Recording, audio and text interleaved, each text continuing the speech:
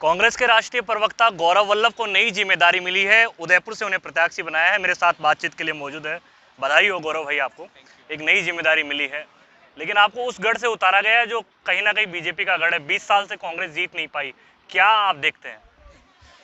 देखिए, एक lighter note पे एक बात बोलूं, जो टीम का सबसे विश्वसनीय बल्लेबाज होता है उसको हमेशा तेज पिचों पर ही बड़ी जिम्मेवारी मिलती, पर यहाँ तेजी कुछ नहीं है। जो यहाँ कांग्रेस के हजारों कार्यकर्ता आज जो एयरपोर्ट से लेकर यहाँ तक मेरे साथ थे, 4 घंटे लगे मुझे यहाँ पहुँचने में, एयरपोर्ट से, उदयपुर हवाई अड्डे से। इन कार्यकर्ताओं ने और सारे नेताओं, उनकी आंखों में अगर आप देखोगे तो नतीजा सामने दिख रहा है। आपके लिए नतीजा 3 दिसंबर को आएगा, मेरे को तो नतीजा आज ही दिख रहा है। तो वो नेता और वहाँ के कार्यकर्ता निर्णय करते हैं कि कौन प्रत्याशी जीतेगा नहीं जीतेगा।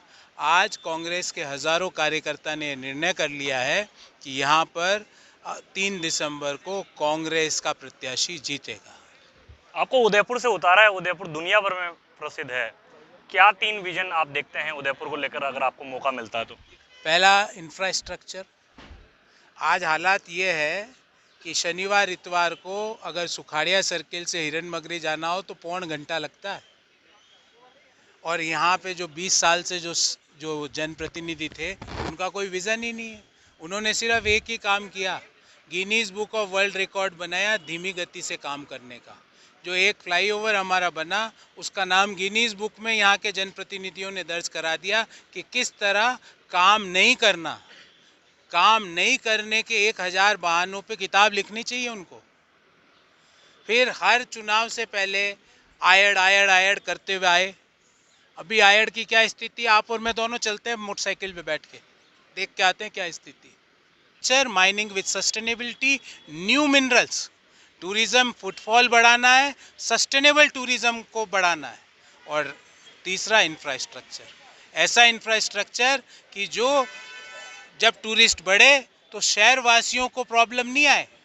मेरा एक कंसेप्ट बिल्कुल क्लैरिटी है, टूरिस्ट को लाना है पर शहर वासियों की क्वालिटी ऑफ लाइफ को ख़राब करके नहीं, कि वो बाहर ही नहीं निकल पा रहे हैं, 1.25 घंटे लग रहा है उसको, उनको एक जगह से दूसरे जगह तक पहुंचने का। तो ये मेरी 3 प्रायोरिटीज़ है और डिटेल्ड प्रायोरिटी और मैनिफेस्टो आप सबके सामने 30,000 लोगों से मैंने इनपुट लिया है, शहर के वोटर से। उनके इनपुट को लेके एक डिटेल्ड मैनिफेस्टो अगले 10 से 15 दिन के अंदर शहर वासियों के सामने रख दूँगा। लेकिन एक सवाल ये भी है, एक प्रोफेसर जो XLRI कॉलेज में पढ़ाता था, करोड़ों रुपए की सैलरी थी, उसको छोड़ के आज जनता के बीच में, क्या आपके बारे में कुछ बताएंगे? देखिए, अगर कहीं लिंचिंग हो रही है और मैं सिर्फ न्यूज़ देख रहा हूँ, तो मैं अपने परिवार के प्रति कर्तव्य तो पूरा कर रहा हूँ पर देश के प्रति नहीं कर रहा।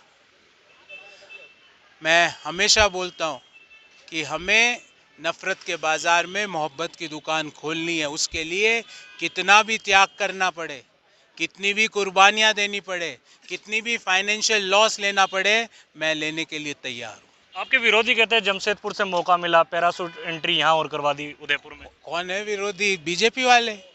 उनको तो वो कहाँ के हैं? वो यहाँ के हैं? कहाँ के हैं वो? उदयपुर के? पूछ के आइए उनको, मुझे तो पता है वो कहाँ के। तो भारतीय जनता पार्टी के लोग ये इस तरह की बातें बोल सकते हैं क्योंकि उनके पास जवाब नहीं है कि 500 रुपये के सिलेंडर जो गहलोत सरकार, कांग्रेस की सरकार दे रही है, उस गारंटी का कोई जवाब नहीं है। उनके पास जवाब नहीं है कि राजस्थान के हर वासी का 25 लाख का इंश्योरेंस हुआ है। उनके पास ये जवाब नहीं है कि 15 लाख रुपए का दुर्घटना बीमा राजस्थान की सरकार ने गारंटी दी है।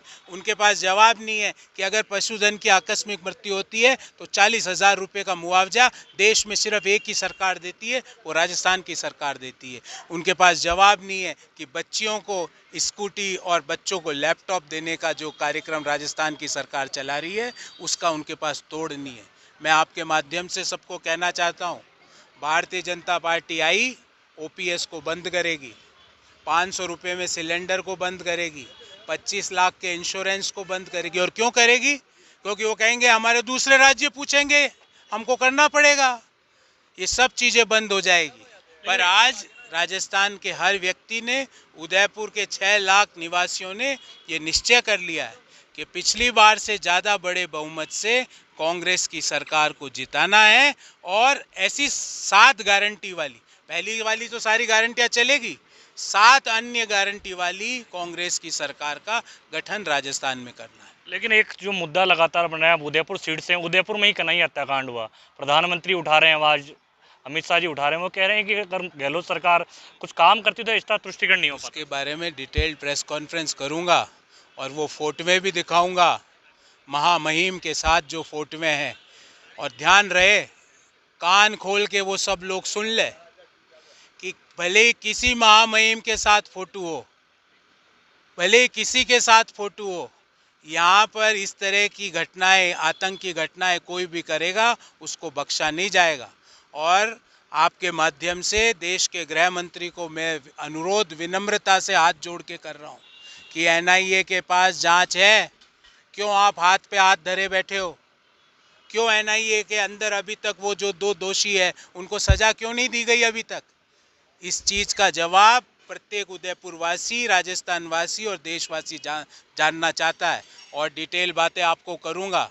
और आपको मेरा आग्रह है कि जिस मुखरता से आपने सवाल किया, गुवाहाटी जाके महामहिम से भी करके आना। लेकिन महामहिम को 20 साल तक यहीं की जनता ने जनादेश दिया, वो विधानसभा में रहे, आज वहां पहुंचे, कहीं ना कहीं जनता ने तो जनादेश। बारे में कोई चर्चा आज नहीं करना चाहता, डिटेल चर्चा फिर कर।